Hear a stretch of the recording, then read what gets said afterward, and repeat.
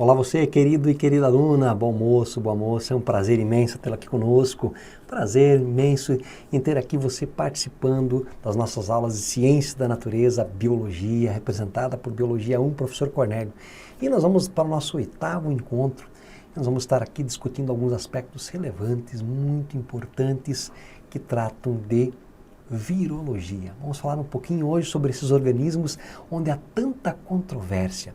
Quem de vocês já ouviu falar, por exemplo, de Zika vírus, chikungunya, febre amarela, sarampo, AIDS e tantas outras enfermidades provocadas por esses micro-organismos? Os vírus, eles geram tanta controvérsia porque nós não sabemos certo se eles são ou não seres vivos. Muitos autores consideram eles como uma mera partícula com uma cápsula e com material genético, uma vez que eles não têm metabolismo próprio e são parasitas intracelulares obrigatórios. Da mesma forma, esse termo vírus, de um modo geral, é uma questão pejorativa, de forma negativa, né? Você fala, esse indivíduo é um vírus para a sociedade, ou seja, ele é algo que incomoda, porque vírus são parasitas obrigatórios. Da mesma maneira que o termo vírus de computador, alguma coisa que destrói, que incomoda. Claro, os vírus, nós não vamos empregá-los de uma maneira natural, eles não são empregados para o benefício. Nós temos alguns vírus trabalhados por técnicas de bioengenharia, portanto em laboratório, com altíssima tecnologia, como ferramentas de bioengenharia, mas pouquíssimos. Os vírus naturalmente são indivíduos que devem estar ligados, pelo que se sabe hoje, a alguma coisa ruim. Alguma coisa que promove no indivíduo algo desagradável, alguma coisa que leva a um parasitismo. Então você tem que ficar muito atento aos aspectos de vírus nesses parasitas intracelulares obrigatórios.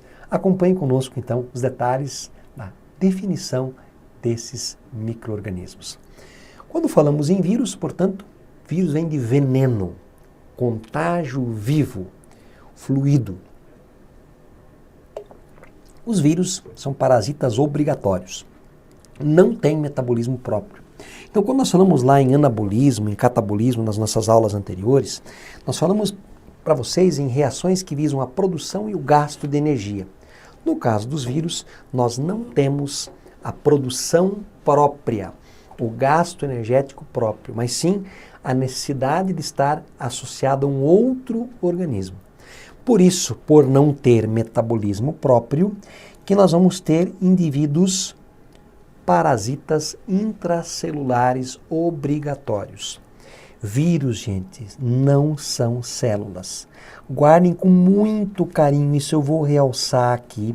Vírus não são células. Aí você pode me questionar, professor, mas na aula 1 você não falou que Schleider e Schwamm, em 1938 e 39, definiram que todo ser vivo é formado por células? Aí vem o que eu acabei de falar, porque hoje não se considera, para a maioria dos autores, vírus como células, mas como meras partículas compostas por material genético e uma cápsula proteica. O que mais que é interessante? Os vírus agora têm a capacidade de sofrer mutação. As mutações caracterizam um ser vivo. Tá?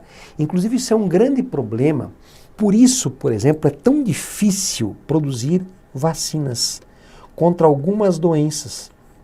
Por isso, por exemplo, é necessário que nós tomemos a vacina para gripe todos os anos novamente, pela grande capacidade de mutações que existem.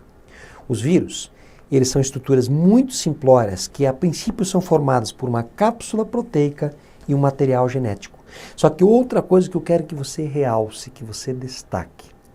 Os vírus nunca têm os dois materiais genéticos. Ou eles têm DNA ou eles têm RNA. Então eu quero que você fique atento aqui, que nós vamos resumir o que eu acabei de falar para vocês. Então vamos lá. Quando falarmos em vírus, não pense em coisa boa. Pense em alguma coisa que é veneno, contágio com o fluido.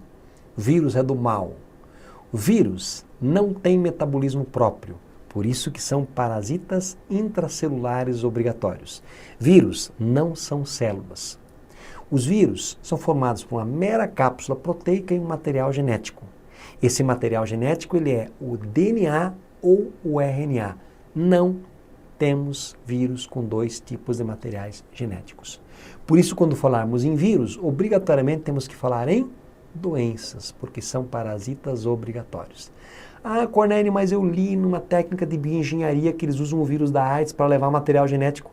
Isso é algo modificado, não é natural. Realmente, hoje se usa em bioengenharia vírus modificados para levar material genético. Mas então é uma forma transformada e não natural. Vírus, para nós, de modo natural, representam o quê?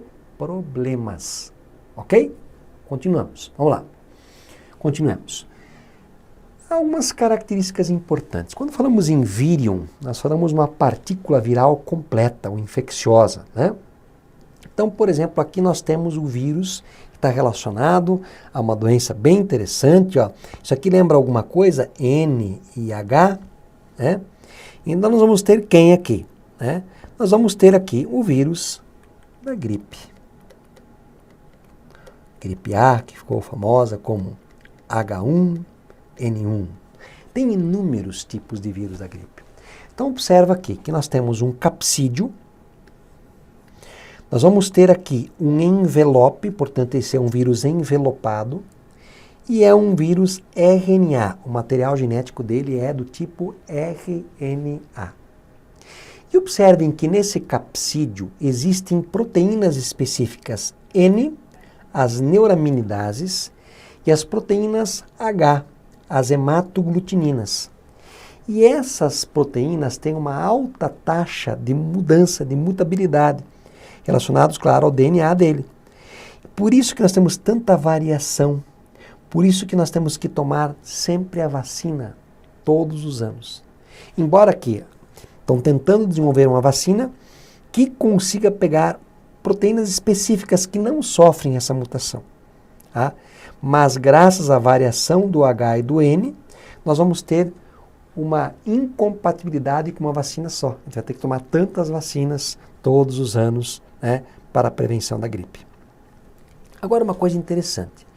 Quanto ao genoma dos vírus, nós podemos ter genomas de RNA, fita simples, positivo ou negativo. O que é isso? Quando ele é chamado de fita senso ou sense positivo, significa que o RNA mensageiro desse vírus, ele já serve como, vamos voltar aqui, que o RNA dele, quando ele é positivo, que o RNA dele já serve como RNA mensageiro para a cópia e a produção de proteínas. Então, quando ele é RNA, fita simples, senso positivo, o RNA que esse vírus carrega já serve como mensageiro. E já é possível fazer cópia e produzir proteína. Quando ele é RNA, fita simples, senso negativo, o RNA que ele tem não serve como RNA mensageiro. Então tem que fazer uma cópia desse RNA. A partir dessa cópia é feito o RNA mensageiro e a partir disso pode fazer uma cópia e produzir proteína. Ok? Então, na verdade, tem que fazer uma fita complementar, porque ele é negativo, ele não consegue produzir a proteína diretamente. Ele pode ser um RNA fita dupla, isso também pode acontecer. Tá? Um DNA fita simples, olha só que coisa estranha, né? E pode ser um DNA fita dupla, que acaba sendo, né, quando tem DNA, o mais comum. Tá? Outra coisa também, alguns vírus como o da AIDS, eles acabam sendo retrovírus. Ou seja, eles têm a capacidade de pegar o RNA e através de uma enzima chamada transcriptase reversa, formar DNA. E aí sim, a partir do DNA formam-se os RNAs e aí sim forma-se a proteína ou formam-se as proteínas. Então são retrovírus, são vírus RNA, mas que tem uma enzima transcriptase reversa que permite formar DNA a partir de RNA. E aí novos RNAs e, obviamente, a proteína. O processo de multiplicação viral, nós falamos que acontece uma montagem. É um processo de montagem. O que vai acontecer primeiro? O vírus se absorve numa célula, ele se liga. Então tem que ter uma certa especificidade. Aí ele vai penetrar nessa célula ou simplesmente ele joga um material genético dentro dela. Mas ele penetra, o vírus da AIDS penetra todo, por exemplo. Um bacteriófago só joga um material genético dentro. Então, um desnudamento do genoma, ou seja, o material genético fica exposto, desnudo, para a própria célula. Aí vai acontecer o quê? Uma transcrição, formação de o RNA, ou de um RNA, uma tradução, a cópia de proteínas, se replicam os vírus ali dentro, acontece a montagem, por exemplo, desse material genético com a cápsula e a saída desses vírus. Tá? Então, exemplo aqui, ó, o bacteriófago.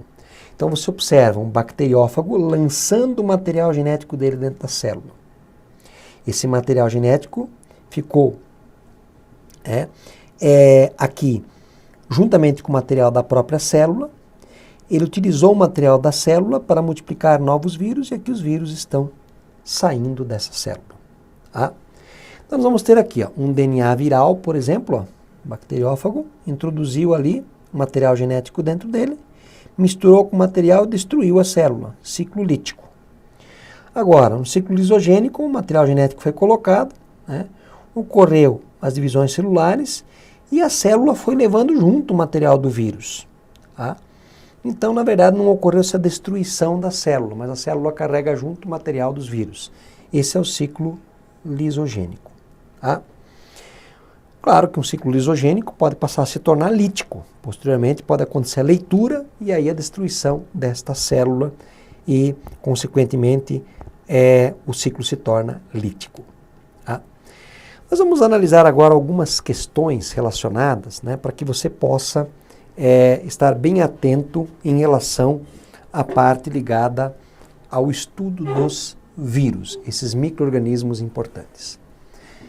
Uma questão da Universidade Estadual do Ceará de 2016 diz assim: sabe-se que as malformações congênitas, dentre elas a microcefalia, têm etiologia complexa e multifatorial, podendo ocorrer em decorrência de processos infecciosos durante a gestação.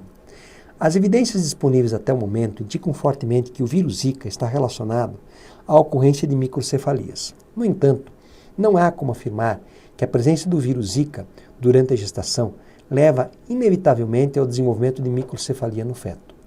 A exemplo de outras infecções congênitas, o desenvolvimento dessas anomalias depende de diferentes fatores que podem estar relacionados à carga viral.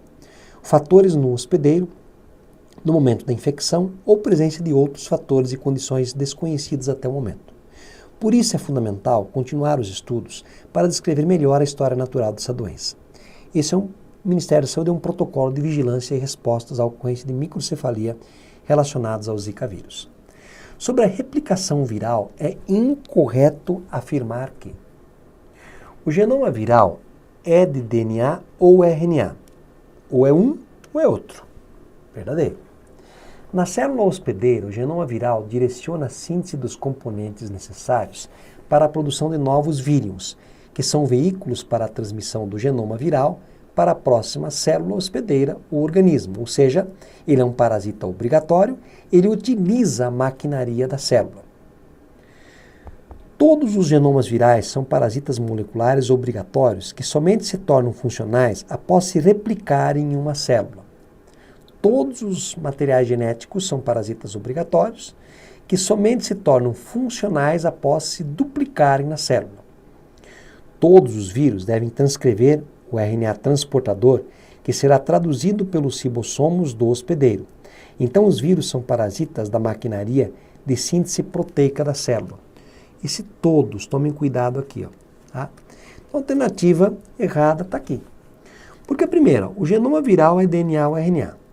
A letra B, a célula hospedeira, o genoma viral direciona a síntese dos componentes necessários para a produção de novos vírions, que são veículos para a transmissão do genoma viral para a próxima célula hospedeira ou organismo. Ok? Todos os genomas virais são parasitas moleculares obrigatórios, que somente se tornam funcionais após se replicarem dentro de uma célula. Se replicar, acontecer a montagem, novos vírus e destrói a célula, ele é lítico. Se ele entrar na célula e ficar absorvido ao material genético e for levado junto e não matar essa célula logo, ele é lisogênico. Seguindo, todos os vírus devem transcrever o RNA transportador, que será traduzido pelos ribossomos do hospedeiro. Então, os vírus são parasitas da maquinaria de síntese proteica da célula. Na verdade, podem ou não ser. Podem ser lisogênicos, fica lá no material genético, e não parasita obrigatoriamente a parte da síntese proteica imediatamente dessa célula. Portanto, não dá para marcar a alternativa D como correta, mas como ele quer a incorreta, é essa alternativa que nós vamos marcar. O vírus Zika é transmitido por meio de picada de mosquito Aedes aegypti. Vamos sublinhar aqui, ó. Tá? E a principal ação de combate ao mosquito é evitar a sua reprodução. O Aedes aegypti se prolifera nos locais onde se acumula água. Por isso é importante não deixar recipientes expostos à chuva, além de tampar caixas de água e piscina. Recomenda-se também a instalação de telas de proteção em janelas e portas e o uso de repelentes. A característica ou estrutura que pode ser compartilhada entre vírus e seu vetor. Quem que é o vetor? Gente, vetor é o transmissor. Nesse caso, o transmissor é o Aedes aegypti.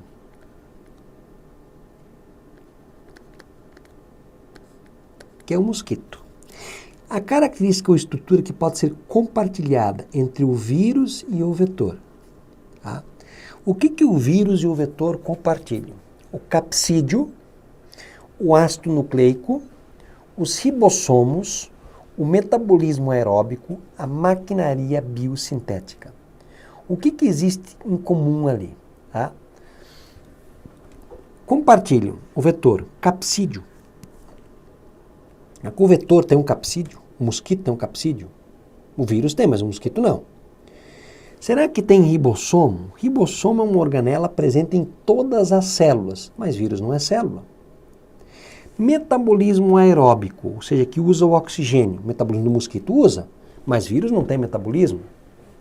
Maquinaria biosintética, significa que existe metabolismo. Agora, o vírus tem metabolismo? Não. Então, a única coisa que é comum ao Zika vírus e o Aedes aegypti é que esses indivíduos apresentam ácidos nucleicos, ou seja, o vírus tem DNA ou RNA. No caso do Zika, ele é um RNA vírus. O Aedes aegypti também tem RNA. Gente, toda célula tem que ter 4 coisas. Toda célula tem que ter, guarde com carinho isso, material genético. Toda célula tem que ter uma membrana plasmática. Toda célula tem que ter um hialoplasma, aquele meio onde estão inseridos os organoides, etc. E toda célula tem que apresentar obrigatoriamente os ribossomos. Só que vírus não é célula. Então o que o vírus tem que está aqui? Material genético ele tem. Ele tem membrana? Não. Ele tem hialoplasma? Não. Ele tem ribossomos? Não.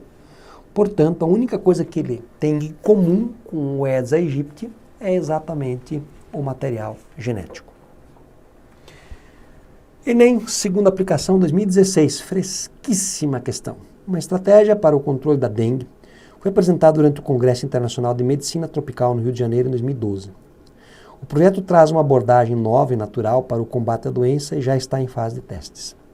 O objetivo do programa é cessar a transmissão do vírus da dengue pelo Aedes aegypti, a partir da introdução de bactéria Wolbachia, que é naturalmente encontrada em insetos nas populações locais de mosquito. Quando essa bactéria é introduzida no Aedes aegypti, atua como vacina, estimulando o sistema imunológico e bloqueando a multiplicação do vírus dentro do inseto. Então a bactéria atua como uma vacina, estimulando o sistema imunológico do mosquito. Olha que interessante. Qual o conceito fundamental relacionado a essa estratégia? Será que é uma clonagem? Ou seja, será que é tirar cópias exatas? Será que é um mutualismo, uma relação obrigatória, benéfica para os dois? Por exemplo, a raiz de um feijão e a associação com algas e fungos, as micorrizas. Será que é um parasitismo? Será que é um transgênico? Transgênese? Ou será que é um controle biológico? Qual o objetivo que se tem ali? Obviamente que o objetivo clássico ali é o controle biológico, né? Você está tentando controlar ou reduzir a quantidade de casos de dengue. E uma das maneiras é, entre aspas, vacinar o seu vetor. A estratégia é muito interessante porque você vai fazer com que o vetor, que não tem a doença, o mosquito não pega a dengue, ele é o vetor, o transmissor, ele se defenda do vírus, mesmo que o vírus nada faça para ele. Se o vírus ou a carga viral for menor no transmissor, obviamente o indivíduo que é contaminado, que no caso é a espécie humana, acaba não tendo contato ou um contato menor com uma carga viral. Isso, consequentemente, ajuda a controlar a carga de vírus. Portanto, serve como controle biológico. Uma boa questão essa. Voltamos lá. Nos noticiários há uma ênfase às doenças dengue, zika, febre amarela e chikungunya. E mais recentemente a gripe causada por vírus. Gente, dengue, zika vírus, febre amarela e chikungunya, todos podem ser pelo mesmo mosquito, Aedes aegypti. Claro, febre amarela tem outro, hemogogos, a chikungunya também tem outros tipos de Aedes, etc. Agora, ele falou de gripe. Gripe não tem vetor, não tem mosquito. Analise as proposições com relação à transmissão dos vírus. Alguns tipos de vírus podem ser transmitidos pelo simples toque entre pessoas. Sim, um exemplo disso é do sarampo, da varicela, da rubéola. Tá? Alguns vírus são transmitidos pelas secreções corporais, com certeza. Então você tem o primeiro também, o tipo HPV, pelo toque, secreções corporais. Novamente, pode ser aí o sarampo, pode ser, né, alguns tipos de meningite, etc. Alguns vírus necessitam de insetos como vetores. Sim, o caso da dengue, do zika vírus, da febre amarela. Os vírus retêm sua capacidade infectante por pouco tempo, quando fora do organismo hospedeiro. Então, eles retêm sua capacidade infectante por pouco tempo quando estão fora do hospedeiro. Por quê? Porque eles são parasitas intracelulares obrigatórios. Então, obviamente, aqui nós vamos ter o quê? Ó, a alternativa 1, 2 e 3, a que estão corretas. Então, eles retêm sua capacidade infectante por pouco tempo quando fora do organismo hospedeiro. Na verdade, eles não conseguem manter fora. Porque eles são parasitas obrigatórios, eles dependem, obviamente, do hospedeiro. Então, não dá para marcar a alternativa 4. Então, 1, 2 e 3, alternativa correta. O vírus Ebola, descoberto por microbiologistas em 1976, causa em seres humanos grave febre hemorrágica. De acordo com o sistema de classificação de Baltimore, trata-se de um vírus pertencente ao grupo 5, cujos integrantes apresentam RNA de fita simples com senso negativo. Ou seja, esse RNA dele não serve como RNA mensageiro, tá?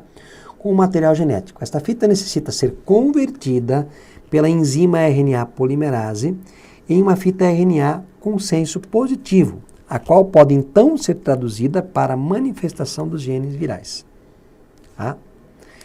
Com relação aos processos que envolvem o material genético do vírus Ebola, é correto afirmar que o material genético original do vírus atua diretamente como RNA mensageiro do hospedeiro. Ele não consegue fazer isso. Essa questão é interessante aqui da FGV. A enzima RNA polimerase é responsável pela tradução do RNA com senso negativo. Ela traduz, ela consegue fazer com que o senso negativo se torne positivo. Vamos segurar. A fita de RNA com senso positivo atua como RNA mensageiro na célula hospedeira, mas ele não tem o senso positivo, dele é negativo, com relação aos processos que envolvem o material genético do vírus Ebola. A enzima RNA polimerase é responsável pela transcrição reversa, não, é a transcriptase reversa. Não é a RNA polimerase. A RNA polimerase é responsável por fazer o quê? A abertura do DNA e formar RNA. A tradução do RNA com senso positivo é realizada pelos ribossomos e pelo RNA transportador virais. Os vírus não têm ribossomos e RNA transportador. Então, a fita de RNA com senso positivo atua como mensageiro na célula hospedeira, Só que não é positivo dele, é negativo. Então nós vamos ficar aqui, ó. Interessante, ó. Vamos voltar aqui. Vamos ver de novo o que ele diz aqui. Com relação aos processos que envolvem o material genético do vírus Ebola, é correto afirmar. Então nós tínhamos ficado entre a B e a C. Vamos ler todo. O material genético original do vírus atua diretamente como RNA mensageiro, não porque ele é senso negativo. A letra E. A tradução do RNA com senso positivo é realizada pelos ribossomos e o transportador viral. Não tem ribossomos em vírus. A letra D. A enzima RNA polimerase é responsável pela transcrição reversa. É a transcriptase reversa, não dá. A letra B. A enzima RNA polimerase é responsável pela tradução do RNA com senso negativo. Não. A RNA polimerase, ela vai fazer com que o RNA consiga formar, o DNA consiga formar RNA. Não dá. A fita RNA com senso positivo atua como RNA mensageiro na célula hospedeira. Dá para marcar essa sim, por quê? Ele tinha um RNA, tá? Um RNA senso negativo. Aí ele usou a maquinaria para fazer um RNA senso positivo. Esse pode atuar como RNA mensageiro. Isso atua onde? Dentro do hospedeiro, porque ele é um parasita intracelular obrigatório. Então nós podemos sim ficar com a letra C. O AZT é um dos fármacos constituintes do coquetel que vem sendo utilizado com sucesso no tratamento da AIDS. O AZT é um análogo de nucleosídeo que tem como principal princípio impedir a transcrição reversa do HIV. Ou seja, se o AZT, ele inibe a transcrição reversa, ele impede quem de atuar? A transcriptase reversa. Ou seja, ele impede que o RNA consiga gerar DNA. Dessa forma, é correto afirmar que o AZT atua sobre a síntese de proteínas do vírus nos ribossomos, de RNA a partir do DNA da célula hospedeira, de DNA a partir do RNA viral na célula hospedeira, do DNA viral e posterior inserção no genoma da célula hospedeira, do RNA infectante a partir do DNA viral. Obviamente, ele impede a formação do DNA a partir do RNA viral da célula hospedeira. Portanto, a alternativa correta aqui é a letra C. Ok? Beleza? Então, pessoal, aí nós conseguimos revisar com vocês aspectos ligados a vírus. Não falamos em doenças ainda. É a nossa próxima aula. Portanto, aguarde, fique conosco, curta, esteja atento. Você vai sim conseguir o seu objetivo, que é aquela nota máxima em ciências da natureza e nas demais áreas também. Um grande abraço, bons estudos.